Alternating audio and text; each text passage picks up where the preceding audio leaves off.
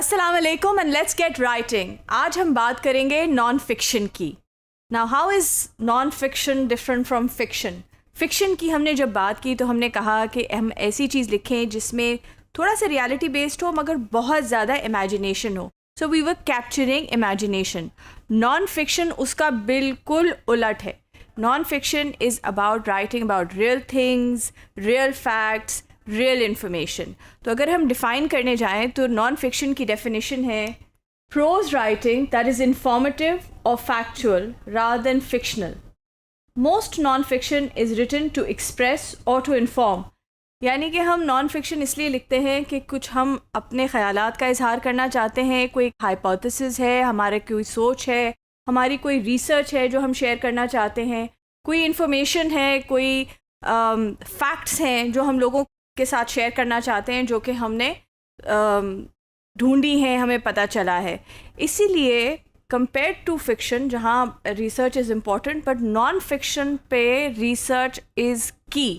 अगर रिसर्च आप नहीं करेंगे, आपको फैक्ट्स का नहीं पता चलेगा, तो आप इन्फॉर्म भी नहीं कर सकेंगे, आप सही फैक्ट्स भी नहीं प्रेजेंट कर सकेंगे। इसलिए पहला काम जो हमें करना चाहिए नॉन फिक्शन में वो है research and making sure that it is fact based.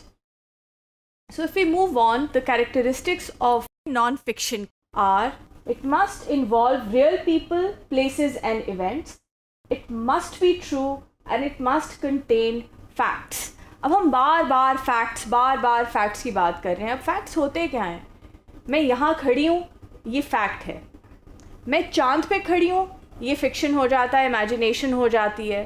तो जब हम नॉन फिक्शन की बात करते हैं तो हम बात करते हैं फैक्ट की, यानी कि मैं यहाँ पर खड़ी, मैं वहाँ से चल के इधर आई, ये नॉन फिक्शन राइटिंग हो जाती है।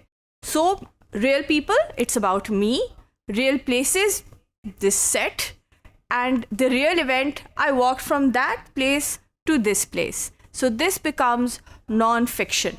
नाउ क्या ज़रूरी है कि नॉन फिक्शन जो है वो बोरिंग हो? Absolutely not. And I think as non fiction writing is evolving, it is becoming more and more important that it is creative and it is informative in a fun way, क्योंकि लोगों को हमने engage करना है। अगर हम बहुत boring तरीके से लिखेंगे तो लोग पढ़ेंगे नहीं।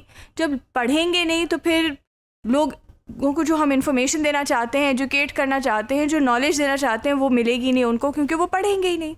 तो इसलिए इट इज़ वेरी इंपॉर्टेंट कि नॉन फिक्शन जो है वो बहुत ज़्यादा बोरिंग ना हो। But again the key thing is that it has to be factual, it has to be real and it has to be true. So एक अगर हम एग्जाम्पल पढ़ें, the need to think on paper is not confined to notebooks.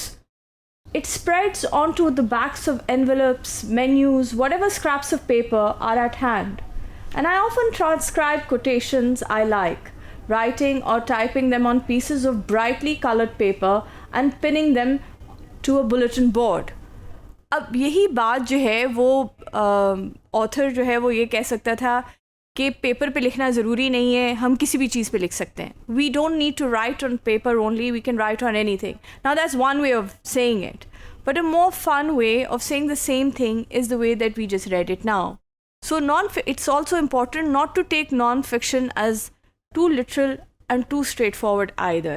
There are some forms of non-fiction that have to be very straightforward, but there is a lot of room and variety in non-fiction now.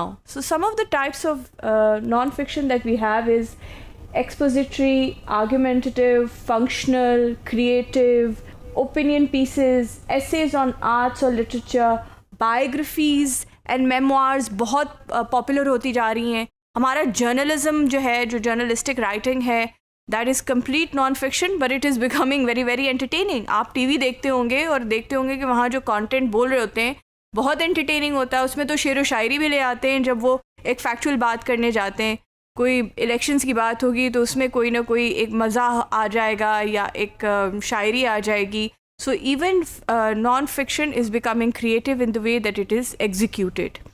The thing about non-fiction is that, I will repeat myself, has to be real, has to be true, has to be based on facts, and it is economical in its writing.